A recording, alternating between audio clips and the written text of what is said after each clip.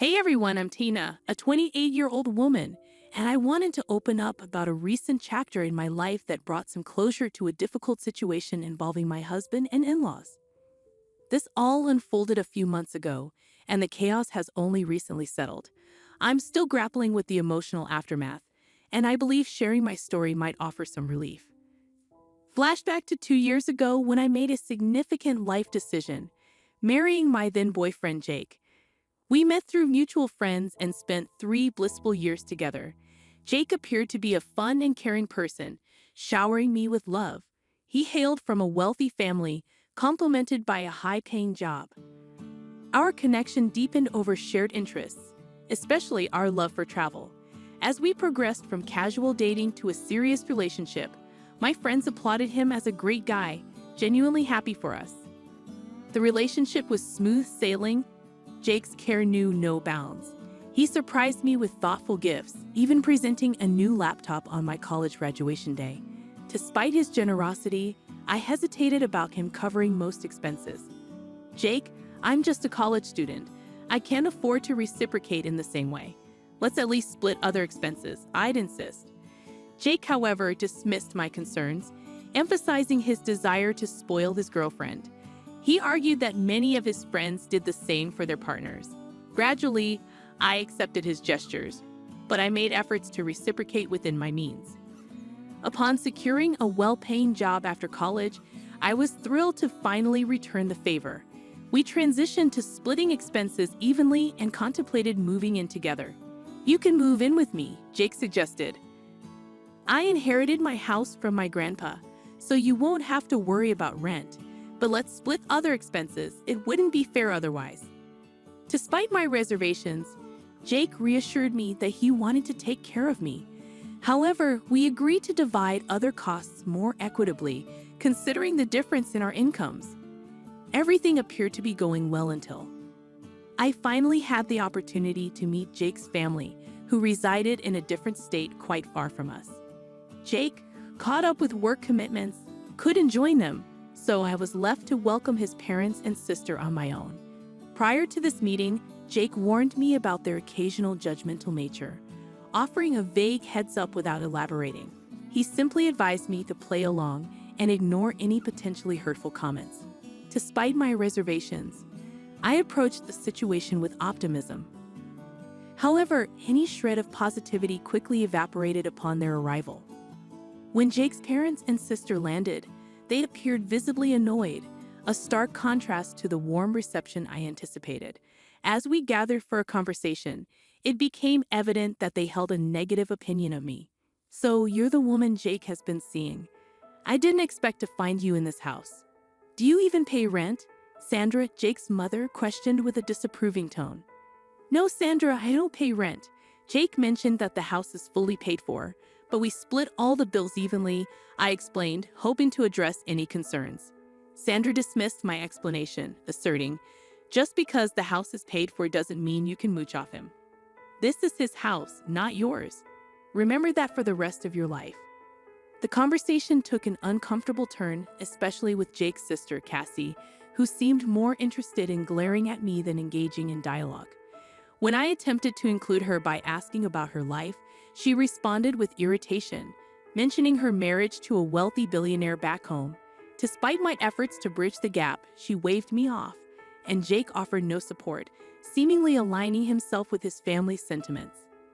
Throughout their stay, Dave and Sandra continued to criticize me. They disapproved of my spending on makeup and skincare, insisting I shouldn't indulge in such luxuries when not contributing enough to the household. Their suspicion that I was relying on Jake's finances intensified, fueled by Jake's occasional unfounded remarks against me. For instance, he casually mentioned, Tina was a struggling student, even when it wasn't entirely true. When we first met, I found myself covering all the expenses, given that Tina had just started a job that didn't quite support her apparent taste for luxury. Confused by Jake's unexpected comments, I reminded him that we split our bills, emphasizing that I lived a simple life before and during our relationship. I clarified that any luxury items I owned were gifts from him, and I even used to scold him for overspending. However, Jake insisted that his status demanded extravagant gifts, and now I see it was more about him boasting to his friends. Their visit left a bitter taste, prompting me to question Jake about the whole ordeal. Unfortunately, he shrugged it off, downplaying the situation. "You're overthinking, Tina. Don't take it to heart. They meant well. What they said was disrespectful. Relax, you're overreacting," he dismissed. Despite my reservations, 6 months later, Jake proposed, and I happily accepted. We planned an engagement party, which we split evenly, balancing my small business on the side. Jake knew about its growth, but never inquired about the income. To me, it was a fulfilling hobby rather than a significant moneymaker. Deciding it was time to treat myself a bit, I opted for a grand engagement party, and Jake supported the idea. We divided the expenses equally, and I even covered the plane tickets for my extended family to attend. However, on the day of the party, criticism resurfaced. "You shouldn't have splurged so much at this party, Tina. You're draining Jake's account before you're even married. At this rate, you'll end up with a backyard wedding. I thought you were financially irresponsible, but it's worse than I thought," they remarked. I firmly declared to Sandra, "The party was extravagant, but we both agreed to it. I paid my share, and it was your son's idea to include everyone." Tina insisted a lot, and I couldn't say no. "I don't mind spending, but this party cost us a lot," Sandra retorted, accusing me of manipulating Jake into spending money, claiming he just couldn't say no to me. Cassie joined in, asserting that she knew the kind of person I was and that I should have fought better.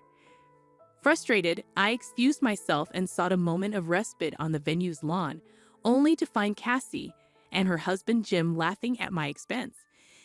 It felt like my engagement party was unraveling, with Jake oblivious to his family's judgments. Most of his extended family assumed I was jobless, painting me as a dependent fiancé. My mom, perceptive and protective, noticed my distress and approached. Aware of how hard managing finances could be as a single parent, she urged me to reconsider the engagement, pointing out the ongoing mean comments from Jake's family. After the party, I confronted Jake about the situation. He dismissed it as a joke, expressing his love and stating he didn't care about financial matters. However, I reiterated my desire to contribute, especially towards rent, but he brushed off the suggestion. Wedding planning brought more stress, with Jake's parents criticizing my choices and accusing me of bankrupting their son. I defended myself, stating that we were all contributing to the wedding, including my mom. Sandra's response was harsh, accusing me of robbing her son and insinuating that they expected us to empty the bank account for the wedding as well. I calmly addressed Dave's concerns. "I'm not asking for money, Dave. I'm simply letting you know that we can pay for this wedding just fine." On the day of the wedding, Cassie continued her comments on my dress and makeup expenses, despite my clarification that my mom covered those costs. The ceremony proceeded smoothly, but during the reception, Sandra and Dave couldn't resist bringing up my spending habits and accusing me of bleeding their son dry. Despite their negativity, I chose to keep quiet to prevent them from spoiling my special day. After a few months, Jake received a significant promotion at work, and he wanted to celebrate with a big family dinner. I was thrilled for him and decided to make the dinner extra special by offering to cover all the expenses. "I want this dinner to be extra special, Jake. I'm extremely proud of you, and I want to give you a treat. I've decided to pay for the dinner party completely," I enthusiastically told him. Jake was delighted by my gesture, and I explained that my business was doing well.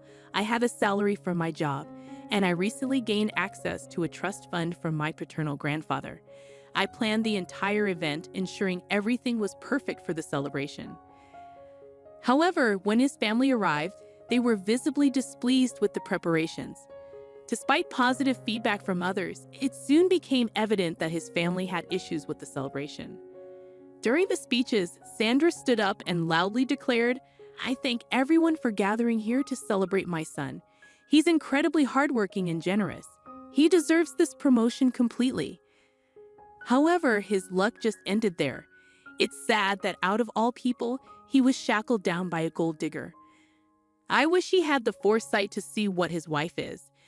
Then he wouldn't have to work so hard to fund her luxury life.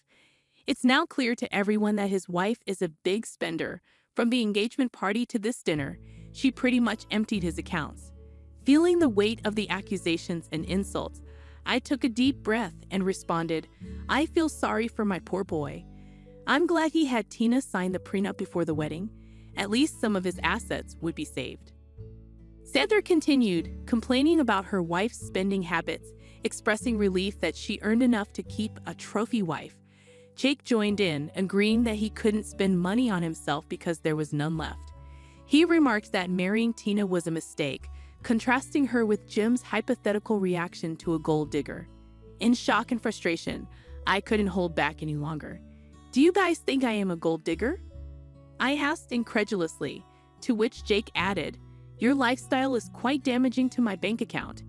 Feeling hurt and misunderstood, I decided to address the accusations head-on.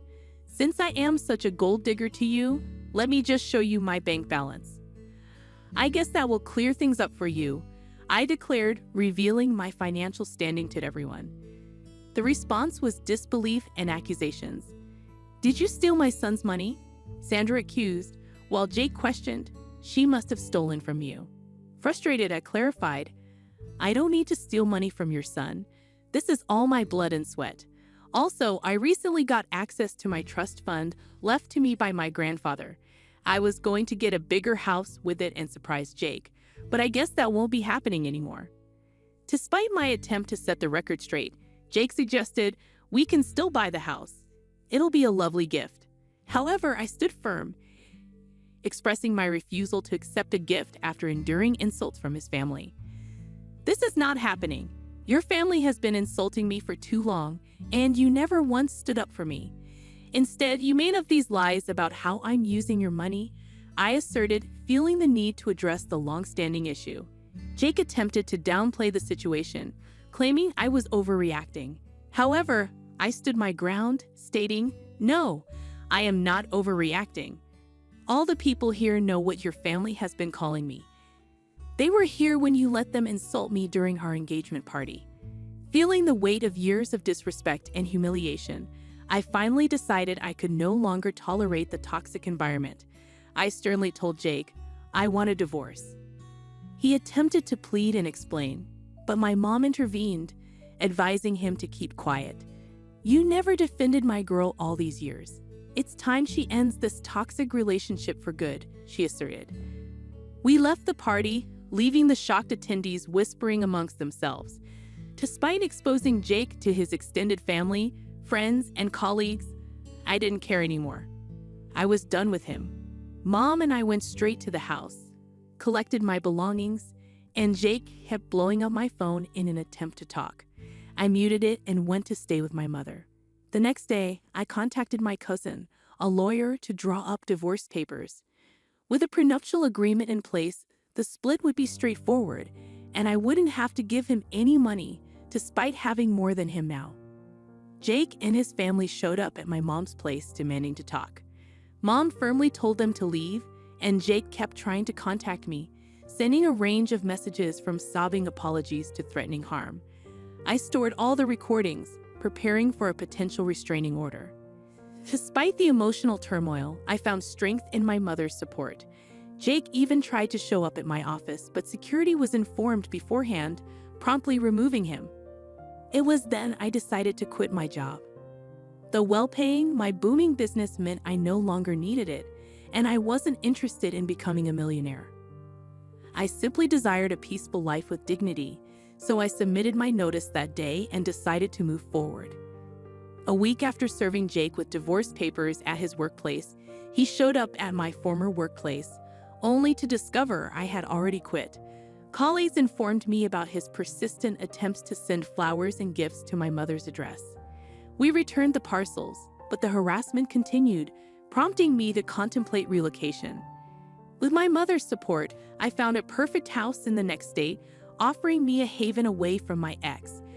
Currently awaiting finalization of paperwork, the judge granted a relatively smooth divorce due to the solid prenuptial agreement. During the 6 months of separation, I used the time to gather myself. Once the divorce was finalized, I promptly moved to my new home, changing my number to escape the relentless spam from Jake and his family. I heard Jake's life was in turmoil, blaming his parents for the marriage breakdown. Professionally, he faced a significant setback, with colleagues avoiding him and seniors displeased with the negative publicity in their close-knit community. His parents resorted to spreading rumors about infidelity, but fortunately, these falsehoods failed to gain traction. On the contrary, my life took a positive turn. Focused on enhancing my business and relishing newfound freedom, I started going out and even ventured into the dating scene. Jake's insecurities made me cautious about committing too quickly, but I remain hopeful that with time, I will heal and find someone who truly cherishes me. While Jake's actions caused me pain, the strength gained from overcoming those challenges has propelled me into a brighter future, full of possibilities and self-discovery.